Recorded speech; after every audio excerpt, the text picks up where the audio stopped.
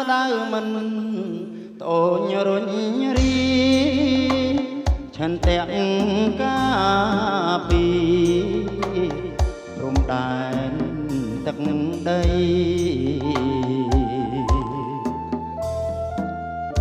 មិនខ្លាចនឿយហត់មិនថាយប់ថ្ងៃពលីដើម្បីការពីសន្តិភាពមើរែកពុនរឿងជាតិឆ្ងាយប្រពន្ធកូនទោះបីត្រូវសូក៏មិនបកក្រោយបូជាជីវិតមិនជួនជាតិខ្មែរហើយប្រពន្ធបងអើយអូនកុំតូចចិត្ត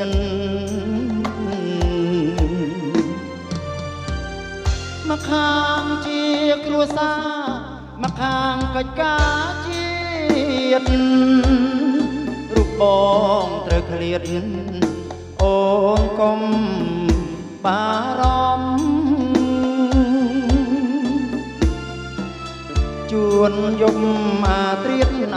យអូនពួនយំធ្វើម្ដេចរូបខ្ញុំយោធាព្រំដែនអរគុណប្រពន្ធបងដ៏សែនល្អអត់ធ្មត់មាត់កយល់ដល់ចិត្តប្តីបងឃ្លាតឆ្ងាយពិតមិនតែភ្លេចថ្លៃភារៈកិច្ចប្តីបងត្រូវរ៉ាប់រង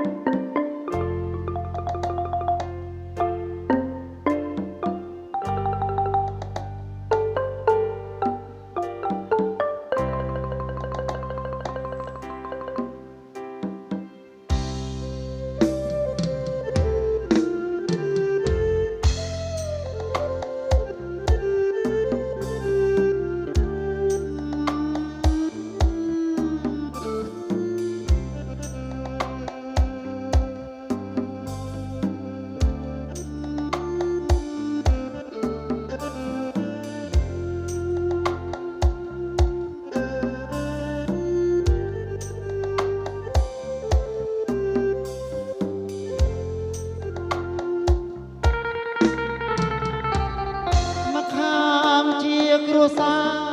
មកខាងកិច្ចការជាតិរូបបងត្រូវឃ្លាតអូនកុំបារម្ភជួនយប់មកត្រៀតឲ្យអូនពួនយំធ្វើ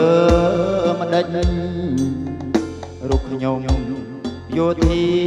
ព្រំដែនអរគុណប្រពន្ធបងដ៏សែនល្អអត់ធ្មត់មាត់កយល់ដល់ចិត្តប្តីបងឃ្លាតឆ្ងាយពិតមិនដែលភ្លេចថ្លៃភារៈកិច្ចប្តីបងត្រូវរ៉ាប់រង